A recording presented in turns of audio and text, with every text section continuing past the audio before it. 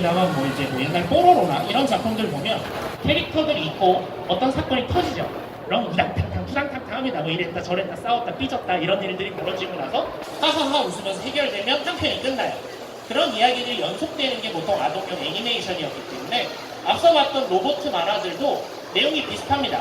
담겨있는 철학이 크더라도 결국은 한화의 적이 나타나고 그 적에게 당했다가 주인공이 정의의 힘으로 이겨버리면 모두가 행복하다 이런 이야기들로 전개가 됐었죠. 그러던 것이 우주전함 야마토까지 와서 처음으로 좀 본격 SF의 시작을 알리는 작품이 나옵니다.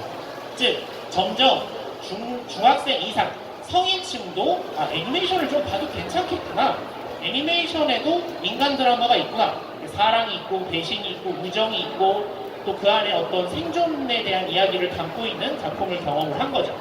그래서 일본에서 1970년대 후반에서는 그렇다면 이 포스트 야마토가 누구냐라는 인식이 굉장히 강했을 때 그렇다면 나도 이야기가 있는 건담 로봇을 만들어 보겠다라고 토미오 요시키가 만든 게 건담이었죠. 사실 작품으로서 지금 봐도 예 그렇습니다. 사실은 잘 만들었으니까 지금까지 온 거죠. 근데 아까 시청률표에서 보여드렸다시피 아무도 이해를 못했습니다. 처음에. 왜냐면 애니메이션 아동용이라고 내놨는데 처음부터 주인공이 막 부모님 다 죽고 전쟁터에 막 자기 혼자 이상한 배에 끌려 들어가지고 자기는 원래 기존의 주인공은 그래 내가 이 로봇을 타고 정의를 지키겠어 이렇게 해야 되는데 나 저거 타기 싫어요, 나 저거 타고 왜 싸워야 돼요, 이런 캐릭터가 나오니까 이상했던 거죠. 시청률 엄청 안 좋았습니다. 그 예시를 보여드릴게요. 아까는 전국 시청률이고 이건 나고야 시청률인데 요 파란색 선이 첫 번째 방송, 본방송 때 시청률 그래프입니다. 1화부터 마지막 화인 44화까지 각 화별 시청률 추이에요. 보면 예, 안 해야죠 이런 거. 예, 접어야 됩니다. 당시에 무슨 얘기를 드리면 지금은 이따가도 얘기 드리겠지만 채널이 되게 많죠. 여기 이제 저랑 비슷한 세대신 분들은 SBS가 어떤 시대도 알고 계실 거고 저보다 위에 분들은 KBS2가 동양방송이라는 시절도 알고 계실 겁니다. 이때도 채널 수가 그렇게 많지 않았음에도 불구하고 시청률이 이렇게밖에 안 나오니까 이때는 망한 거였어요. 그래서 심지어 나중에는 전국 시청률로는 시청률 집계를 안 해버립니다. 시청률 집계 기준 0.0%가 나와요. 지역별로는 나옵니다만. 그런데 이 작품이 끝으로 갈수록 여기 끝에가 조금 잘립니다만 마지막 화로 갈수록 그래도 약간 바닥을 치다가 약간 올라가는 흐름이 있죠. 약간. 그러니까 방송이 다 끝나니까 사람들이 이거 괜찮은데? 하는데 끝난 거야. 이제 이해가 간 거예요. 그래서 사람들이 부탁을 합니다. 이거 재방송 좀 해라. 그러니까 재방송 때부터 점점 올라가서 나고야에선 5번의 재방송을 했는데 5번째 재방송 때는 나고야 한정이지만 25%대. 높아졌죠. 아까 역대 시청률 상위에서 10위가 29%니까 저 정도면 이제 좀 싸워볼만 하잖아요. 그래서 붐이 나중에 왔다라고 얘기할 수 있는 시리즈죠. 어쨌든 이게 왜 인기를 끌었는가는 솔직히 말씀드리면 모르겠습니다. 여러분도 어떤 여기 계신 많은 애니메이터 분들이나 작가분들이나 항상 노력해서 작품을 만들고 계시지만 그게 왜 히트 치는지 우리는 몰라요. 어떤 흐름들이 맞으면 히트를 치죠. 그럼 이제 여기서부터 중요한 겁니다. 어쨌든 재방송을 여러 번 해서 어떻게든 이 콘텐츠를 버리지 않고 돌리고 돌려서 히트를 쳤어요. 그리고 이 히트를 어떻게 계속 이어가느냐가 오늘 강의에서 더 얘기하고 싶은 주제입니다. 다음으로 그래서 요게 몇 가지 사진을 좀 보여드리면 요게 기동전사 건담 첫 번째 극장판이 개봉했을 때 신주쿠역 앞에 사람들이 모인 모습이에요. 예, 기록 사진을 좀 몇 개 저희 주저 찾았습니다.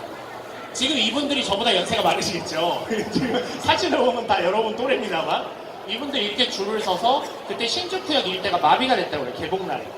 그러니까 인기가 점점 올라가서 엄청 큰 거죠. 참고로 이 인기를 가속화시켰던 사건들도 있습니다. 좀 이따 말씀드릴게요. 그것이 바로 오늘의 두 번째 테마, 건프라죠. 예. 건프라. 사실 아동용 애니메이션에 장난감이 붙는 건 너무 명확합니다. 자, 여기 어머님, 아버님들. 나비 어디 갔어요? 파워레인저 장난감 사주시느라 얼마나 등골이 아프십니까? 예. 여러분들 또봇 사주시느라 얼마나 등골이 휘고 계십니까? 그렇지만 건프라도 마찬가지로 그런 완구들이 나오는 로봇 애니메이션이니까 결국은 완구 상품이 나오죠. 그런데 건프라는 약간 특이한 경향이 있습니다. 보통 애니메이션이 방영할 때 팔아야 되잖아요. 대표적으로 파워레인저 그렇죠. 파워레인저 새로 파워업하면 다음날 신제품 나옵니다. 사러 가야죠. 한국은 약간 텀이 있어서 다르지만 일본 같은 경우에는 이게 일요일 아침에 방영을 하거든요. 제가 알기로 일요일 아침에 그 화를 보고 아빠 손을 잡고 가게에 가면 걔가 있어. 사야지. 방금 아빠랑 보고 왔는데 아빠도 심지어 이게 뭔지 알아. 방금 같이 봤으니까. 안 사줄 수 없겠죠. 그런 상수를 사용합니다. 근데 건담은 79년 4월 7일부터 방영해서 다음해 7월에 종결을 했는데 종결한 뒤에 건프라가 발매한 건 그 다음에 80년 7월입니다. 그러니까 말하자면 아까도 말씀드렸잖아요. 건담이 원래 성공했던 게 아니고 재방송을 하면서 분위기가 오니까 굉장히 뒤늦게 상품이 발매가 됐던 겁니다. 그래서 이 건프란 특징은 일단은 프라모델이라는 거죠. 그러니까 조립식이고 특징은 당시의 장난감들이 여러분들 파워레인저 사본 그렇지만 이렇게 움직임이 좋다기보다는 이렇게 철컥철컥 팔 튀어나오고 불 나오고 이런 장난감적인 어떤 장치가 더 많죠. 왕구들이 대부분 그랬던 거랑 달리 이 건프라들은 지금 보면 참 안타깝지만 그 당시에는 관절도 움직이고 특별한 기믹 없이 깔끔하게 갖고 놀 수 있는 장난감이었고 특히 장점은 가격이 쌌습니다. 배당 가격이 뭐 300엔, 600엔 이렇게밖에 안 하니까 지금 그 당시 가격으로 3,000원, 6,000원 정도 하니까요. 그때도 웬만한 장난감 다 2만원, 3만원 하던 시절에 엄청 쌌던 거죠. 그래서 건프라를 통해서 건담이 다시 한번 붐을 타기 시작합니다. 그러니까 이걸 구분을 하셔야 돼요. 뭐냐면 테레비에서 처음 방영을 했는데 잘 안 됐다가 재방송을 하면서 좀 잘 되고 극장판에 나오면서 애니메이션에 그나마 관심이 있는 사람들한테서 많은 평을 받았습니다. 그런데 일반 사람들한테까지 건담이 알려지게 된 건 이 건프라 덕분이죠. 심지어 이때 건프라 관련돼서 몇 가지 사건들이 발생을 합니다. 몇 가지 좀 보여드리죠. 네. 요게 당시에 신문 기사에 나온 사진을 제가 오린 겁니다. 80년도 기사입니다. 지금 저분이 아마 저보다 연세가 많으실 거예요. 전 83년생이니까 80년에 저러고 계시니까 여기에 뭐라고 써있냐면 이렇게 써있습니다. 건담 프라모델 다음 판매 예정이에요. 물량을 못 따라갔어요. 인기가 너무 많아서 건담이 전시는 돼 있는데 사러 가면 없는 거야. 매 매장을 갈 때마다 있고 그래서 어떤 사건들이 있었냐면 아이들이 매장 앞에서 그냥 쭈그리고 계속 기다립니다. 뭐가 올 때까지? 트럭이 올 때까지. 택배 트럭 오면 문 열리자마자 나 건담 주세요. 그런 붐이 있었고 심지어 시즈오카에 일본의 시즈오카라는 곳에 반다이 공장이 있는데 거기까지 직접 찾아가거나 편지를 보내서 난 건담을 사고 싶다라고 했던 사람도 많았다고 해요. 물론 살 수는 없죠. 그래서 이때 매번 이렇게 물량을 맞추고 있었는데 문제는 내가 너무너무 갖고 싶은데 살 수가 없으면 여러분 어떻게 돼요? 화가 나죠. 막 긴장이 되죠. 그래서 정말 일본 전국에 건담을 알리게 된 일본 말로는 장기 쓰러뜨리기 사건이라고 그러고 저희가 이해하기 쉽게 이해하려면 도미노 사건이라고 부를 수 있는 사건이 벌어집니다. 당시 사건 기사고요. 내용은 과열된 건담, 가게에 대니 물렀다. 빠른 자가 승리라며 방관했다. 메카의 종류를 늘려서 아이들의 욕망을 부추기고 있다.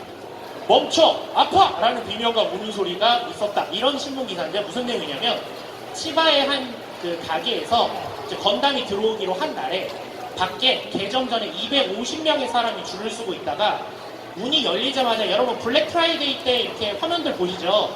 막 뛰어간 거예요. 그러다가 엘리베이터에 서 있었던 아이들이 넘어지면서 다 깔아 뭉개져서 좀 크게 다치는 사고가 있었습니다. 안타까운 사고죠.